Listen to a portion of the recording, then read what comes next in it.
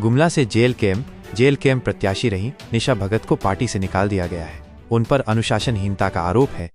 ये कार्रवाई पार्टी अध्यक्ष जयराम महतो ने की है और उन्हें अगले 6 साल के लिए निष्कासित किया गया है। निशा भगत अपने बयानों के कारण अक्सर चर्चा में रहती थी। जेएलकेएम ने ये कदम पार्टी के सिद्धांतों और अनुशासन को बनाए रखने के लिए उठाया है। दिल्ली के जंतर मंतर पर कुर्मी समाज ने एक विशाल प्रदर्शन किया, जिसमें झारखंड, पश्चिम बंगाल और ओडिशा से बड़ी संख्या में लोग शामिल हुए। प्रदर्शन का मुख्य उद्देश्य कुर्मी समुदाय को अनुसूचित जनजाति एसटी की सूची में शामिल करने की मांग को तेज करना है। प्रदर्शनकारियों का कहना है कि आज़ादी से पहले 1913 और 1931 की जनगणना में कुर्मी समुदाय को आदिम जनजाति प्रिमिटिव ट्राइब के रूप में सूचीबद्ध किया गया था, लेकिन 1950 में जब अनुसूचित जाति और अनुसूचित जनजाति की सूची जारी की गई तो कुर्मी समाज को इससे बाहर कर दिया गया। तब से यह समुदाय अपने संवैधानिक अधिकारों को फिर से हासिल करने के लिए लगातार संघर्ष कर रहा है। विभिन्न कुर्मी संगठनों जैसे कि कुर्मी विकास मोर्चा झारखंड, कुर्मी समाज पश्चिम बंगाल और कुर्मी सेना ओडिशा ने इस प्रदर्शन का संयुक्त रूप से आयोजन किया। उन्होंने केंद्र सरकार से मांग की है कि कुर्मी समुदाय को एसटी का दर्जा दिया जाए। उन्होंने ये भी चेतावनी दी है कि यदि उनकी मांगों को नजरअंदाज किया गया तो आने वाले विधानसभा चुनावों में इसका असर देखने को मिल सकता है। कुर्मी समाज की अन्य मांगों में कुड़माली भाषा को संविधान की 8वीं अनुसूची में शामिल करना और पारंपरिक पेशा कानून को लागू करना भी शामिल है।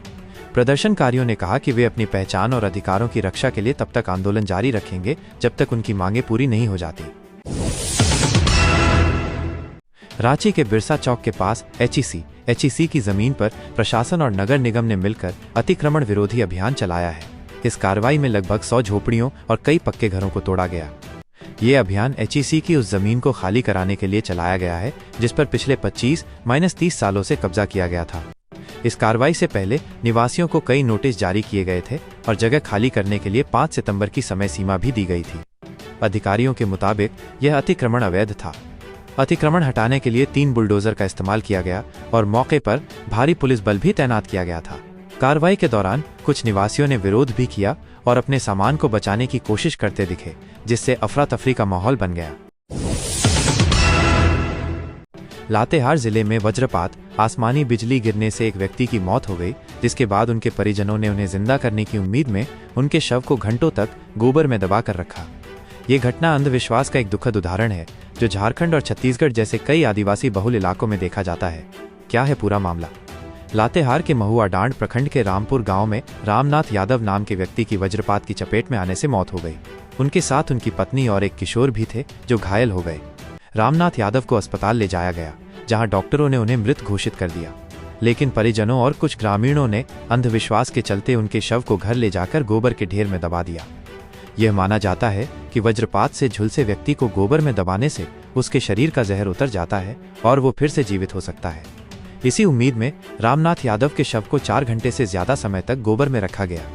बाद में पुलिस और प्रशासन के हस्तक्षेप के बाद ही शव को बाहर निकाला गया और पोस्टमार्टम के लिए भेजा गया।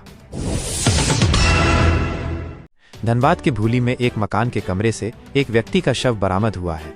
पुलिस ने घर में खुदाई करके इस शव को बाहर निकाला है। मृतक की पहचान भूली के रहने वाले पवन गुप्ता के रूप में हुई है, जिसकी हत्या कर उसकी पत्नी ने ही कमरे में दफन कर दिया था। पुलिस को पवन गुप्ता के परिवार से गुमशुदगी की शिकायत मिली थी, जिसके बाद पुलिस ने मामले की जांच शुरू की। शक के आधार पर जब पुलिस ने उसकी पत्नी सुनीता देवी से पूछताछ की तो वो बार बार बयान बदलती रही। वो कहती रही कि पवन गुप्ता मनसा पूजा देखने के लिए घूमने गया है और जल्द ही लौट आएगा। हालांकि पुलिस को सुनीता के बयानों पर शक हुआ और उन्होंने सख्ती से पूछताछ की। आखिरकार सुनीता ने सच उगल दिया। उसने बताया कि पति पवन शराब पीने के बाद अक्सर झगड़ा करता था, जिससे तंग आकर उसने लोहे की रॉड से मारकर उसकी हत्या कर दी।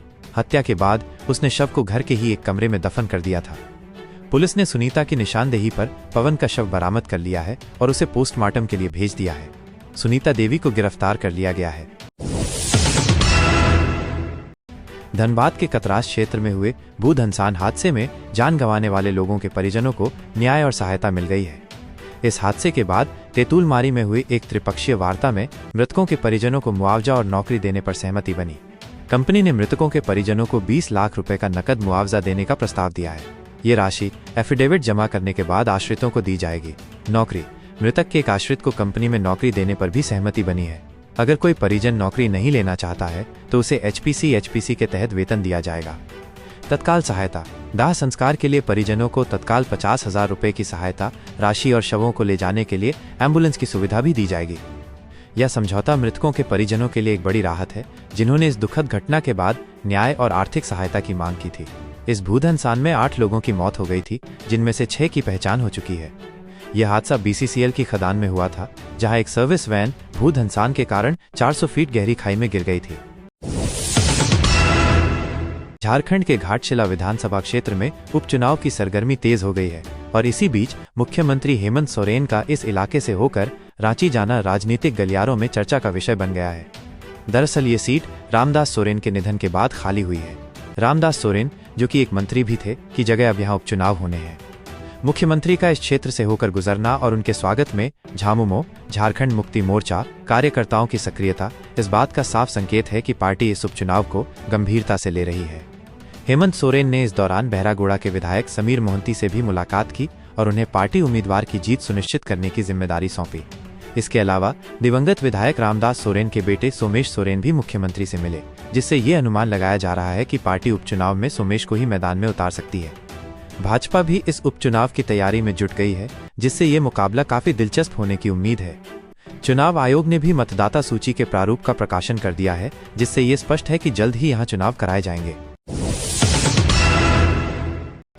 रांची के इटकी प्रखंड के सालोटोली गांव में एक किसान के बछड़े को लकड़बग्घे ने मार डाला। यह घटना तब हुई जब किसान बिरसा उरांव अपने बछड़े को खेत के पास बांधकर जतरा मेले में गए थे।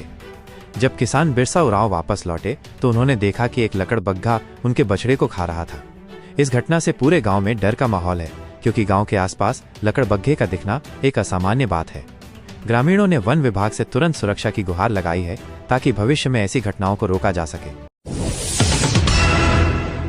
रांची नगर निगम ने बड़े टैक्स बकायेदारों के खिलाफ सख्त कार्रवाई करने का फैसला किया है। निगम अब इन बकायेदारों के बैंक खाते फ्रीज करेगा और उनके खिलाफ बॉडी वारंट भी जारी करेगा।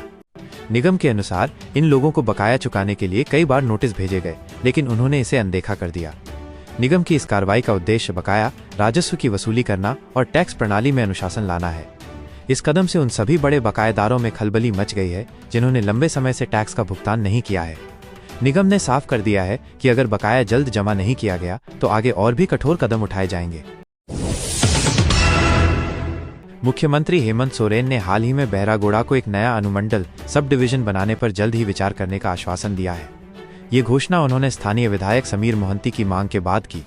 ये घोषणा बहरागोड़ा के लोगों के लिए एक बड़ी खबर है, क्योंकि इससे प्रशासनिक कार्यों में सुविधा होगी और विकास को गति मिलेगी। इस दौरान मुख्यमंत्री ने दिवंगत मंत्री और विधायक रामदास सोरेन के बेटे से भी मुलाकात की।